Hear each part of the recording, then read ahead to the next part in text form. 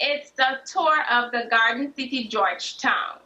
We currently have two packages available where we have the Main Street package and we have the Botanical / Independence Arch package. On the Main Street package, it starts at the Pegasus Hotel, onto the Avenue of the Republic, and we conclude that packet at the Parliament Building. Along that path, we'll be talking about historical facts about the area, Kingston, about the city, Georgetown, about the country, Guyana, and we're going to also be giving you historical facts about all the different architectural buildings that you'll be seeing along that path and so forth. So, and then the Main Street / Independence Arch package is where we'll be taking you on a walk around the Botanics, over to the Castellani House to give you a little information about the state office, which is opposite. Then we take you to the 1763 Monument and conclude that package at the Independence Arch. What we do, though, is try to translate all the history in a storytelling form for our visitors and locals, so that at the ending of every tour, you have some amount of knowledge that you didn't have before to leave with. So we try to keep it entertaining in that aspect. so how did this all get started? How did it get started, and why, and how did the name Proti came up? Okay, first of all, let me say how the name Proti came out. Well, Proti means an innovation to inspire.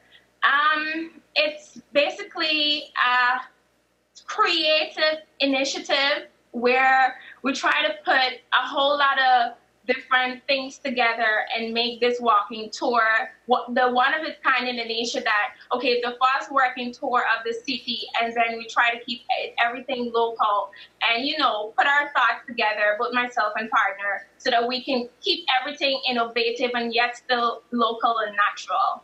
As well as the innovation that inspires, we try to inspire other young entrepreneurs or young people that probably might think of becoming an entrepreneur, that, you know, you can just literally take one thought and make it a reality and make it into a business. So we're inspiring young people that literally anything you can do and create.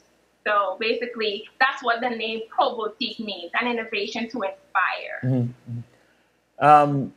So tell me a little bit more about this walk. So how does someone find you? How does a tourist or even a local person who wants to go on these educational walks, how do they find you? Okay, so you can find us on our website at www.probotiquewalkingtours.com. That's Probotique, PROVOTIQUE, walkingtours.com. You can also find us on Instagram at Probotique Walking Tours, on Facebook at Probotique Walking Tours, and you can also email us at probotiquewalkingtours@yahoo.com. Mm-hmm. So tell us a little bit about how this gets started. You are someone. Do you do this? Do you wait until you have a certain amount of people before the tour begins? How does it work? What is the process? Okay, so let's say Selwyn would like to have a tour. Selwyn booked us online, and he sent us an email saying, I would like to have a tour of your Main Street package on Wednesday. If Selwyn is the only person that booked for Wednesday, then we just take Selwyn on that tour. So it doesn't matter of the amount of people. As long as you book a tour, we are available to take you on whichever package you choose. So it's just a matter of connecting with us via the email, the website, or Facebook, Instagram, or even TripAdvisor. We're also on TripAdvisor. Mm-hmm. And you reach out to us and we make ourselves available. Okay. So if you have several, how many of you are involved with this? If you have several people wanting to go on tours at different times, how does that work? Okay, so first of all, we're allowed to take up to 30 persons per tour. That's the legal amount of people that one tour guide can take on a tour. So let's say we have 30 on one and 30 on another. We have other tour guides. Well, I'm the chief operating officer of the company. I also work in a capacity as a tour guide also. So we have myself as a tour guide, we have my partner as a tour guide, and we have two other tour guides. So let's say we also cater to special tours also. Let's say you want a tour of a particular part of the city that we do not have as a package, we can cater to that. So let's say someone want a Main Street tour, someone want a botanical tour, someone want a breakdown tour, and someone want a tour of the Starbucks Market, for example. That's four different types of tours. We have tour guides that we can put to each and every, assign to each and every different tour. So basically we're pretty much grounded in the way we operate. So we can cater to that. Is it expensive? Well, it depends on what you will term as expensive, but no, it's not expensive. It's $25 for tourists, or we have a local fee and an international fee, and a local is 3,000 Guyana dollars. And for a local child under 18, it's 1,500, and for a international a tourist, the international rate is $15. What is it, what is your main selling point? Like, how do you convince someone that they should take this tour? Okay, so what I would say to people is, what really do you know about the country Guyana? Land of many waters. Okay, what else? Nothing really. So, that's why Proti Walking Tour is here. Rather than the public knowledge, we're here to give you a lot more information about the history of the country in a storytelling form, which is very entertaining because one of our tour guides is also a local comedian. So, we try to keep it very fun and keep you awake and on your feet and stuff like that. So I would basically tell people it's fun. It's very healthy because you get to walk, and it's also very informative. So, you should really definitely book a tour with us. Give us a little sample of, let's say you're taking a few of us on a tour. Give us a sample of one of your descriptions or one of the homes. Okay. Let's say we're doing a Main Street package, for example. And we're passing by the Bishop's house on Main Street. But I would say, okay, so this is one of our sites here. It's the Bishop's house. And this site has a whole lot of history to it. First of all, the actual building, it's not the original structure of it. The whole building had to be restructured because the building was more close to the railways. And the bishop had 9 children, and the children used to throw objects through the windows as people pass on the pave. So because of that reason, they had to relocate the house to the western side of the lawn. So that is just a little fun fact to keep you entertained, along with the history of the actual building. But you have to take it to get more. People find that very funny, which is very true. The bishop kids, he had 9 kids, and they just used to throw objects through the window at people as they passed. What was his name? Bishop Austin. Oh, I see. So what do you like about being an entrepreneur? Pardon me? What do you like about being an entrepreneur? The flexibility. It is a challenging arena, but the fact that I get to be flexible in the nature that, I'm my own boss. If I want to stay in my bed a little late today, I do that. If I want to get up a little early and leave work a little early, I do that. I don't really have to be accountable. Like, I have a timesheet, and I like the flexibility of being an entrepreneur, and the fact that I get to call my own shots. I get to create my own ideas and execute them. So, make it a possibility, and I don't have to solve for it like, oh, boss, what? Well, I have a partner. We're partners. So we basically, approach each other on whatever ideas we have in terms of going forward. But in the nature of being flexible, that's my favorite part. Mm-hmm.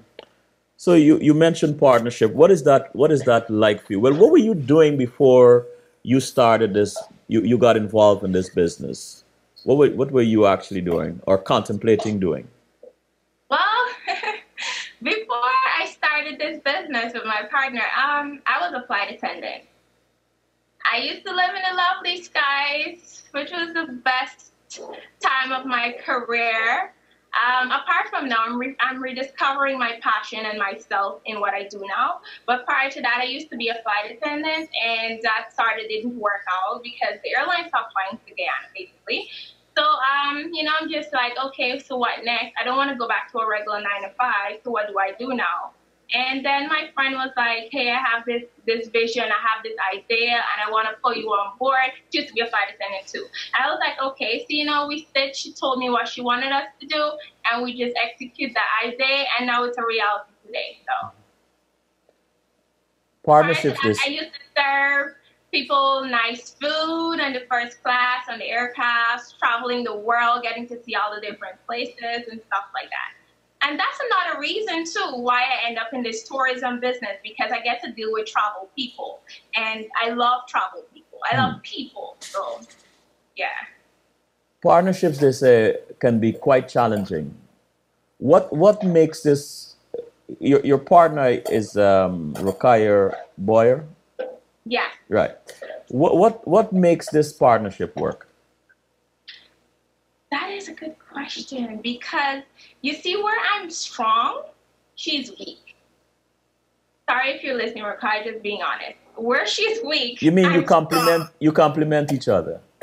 Yes, so we complement each other very, very well. Uh-huh. So I believe that this was supposed to be, it was supposed to happen because of how great we work along. We have such a healthy partnership, relationship, where we're open about everything. If we have the smallest issue, which issues is very likable to happen because everyone has different point of views on different stuff, but the very smallest issue we work on it immediately and move forward. So, the relationship in this whole business is very healthy, and so because we're very compatible, and I'm very grateful for that. Do you think your mindset has anything to do with your success in this business? To somewhat a little, yes. Mm-hmm.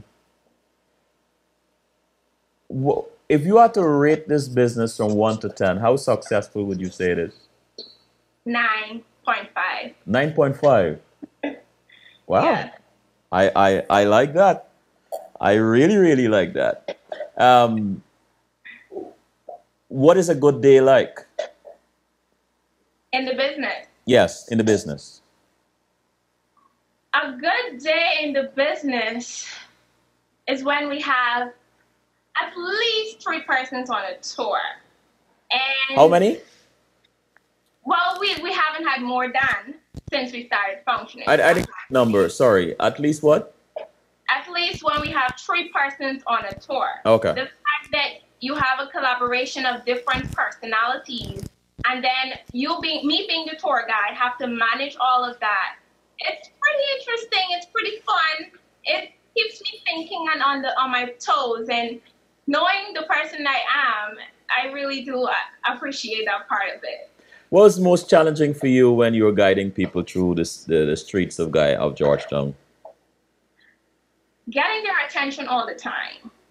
Because sometimes, something really nice might pass, and you're talking about a building, and everyone is like, oh my God, look at that thing. Because let's say they're not from here, and it's new. Let's say a donkey cart, for example. Oh, wow, that is so nice.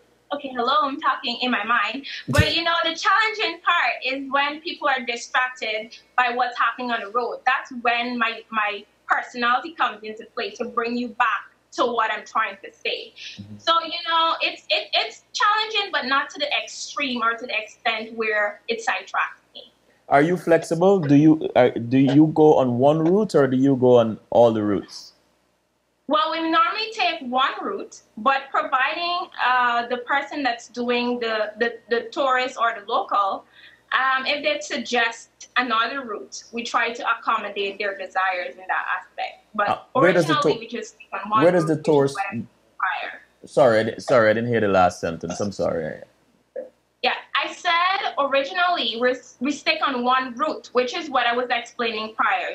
Pegasus Avenue, Conclude. We stick on one route. But let's say the tourist or the local that's on the tour suggests to take another route. We do that so that we can reach their desires. So have you, since you've started, come up with some ideas like to make it more exciting, make the you know, you don't have to give out your trade secrets, but do you guys spend time doing that, coming up with ideas to make the tour better and, you know, more exciting, more appealing Yes. for the tourists? Definitely, we do. We come up with ideas all the time, and then based on what we come up with, we say how it would work and if it could work. You know, so we have a lot of ideas currently, ideas that we're actually working on right now to establish in the next upcoming month. So we have ideas to set off in September. We have ideas for the May. We have ideas for next year. We have a lot of ideas in terms of going forward and growing. And I guess you faced some problems in the beginning, as most people do when they start a business. Few customers, things not moving well, and so on. But how do you keep moving on in spite of all these challenges? The passion that I have for the vision, the fact that I'm not easy to give up on stuff. So let's say something really challenging happens, you know, instead of saying, oh, this is so hectic, which has been a lot of times, I say, you know, the vision. I keep my eyes on the vision, and it always makes me bounce back on my focus. So where do you see that I have for the vision? Where do you see Proti walking tours in 5 or 6 years? I see Proti walking tours still being the best if they have any order of its kind in that period. I see us still being the best of this nature. I see us expanding in ways of perfection that even if, let's say, others come on board and have the same type of tours, you know, our team is so dynamic that I see us always striving for excellence. So in the next 5 or 6 years, I see Proti walking tours being on, where we're going to have billboards soon locally, but I see us being on billboards internationally also. I like that. What is one word of advice you would, well, not one word, but what is some advice you would give young people who are thinking about becoming entrepreneurs? I would start by giving them one word, and that is to believe. You need to believe in your thoughts, believe in your dreams, believe in your ideas. If you think that you want to, for example, take a pencil and make it into a chair, don't look at the fact that if someone sits on that pencil chair, they're going to fall.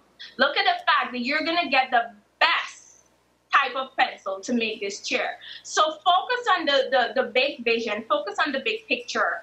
Allow yourself to believe that no matter how stupid or how silly an idea might sound, you can actually make it work. So I would just encourage all young people that if you sit a day and you think of something that's way out of line in the nature of business, that's something that no one has ever come up with, go ahead and execute. Do that thing that you thought of. You thought of it for a reason. So I would encourage you to believe in your thoughts and live those thoughts. Make those thoughts a reality. That's the reason we have all these famous scientists and all these people that invent stuff. You know, they allow their thoughts to become a reality. So I would encourage young people to believe. Do you think that being the chief operating officer for Proti Walking Tours, do you think that's the best fit for you in this business?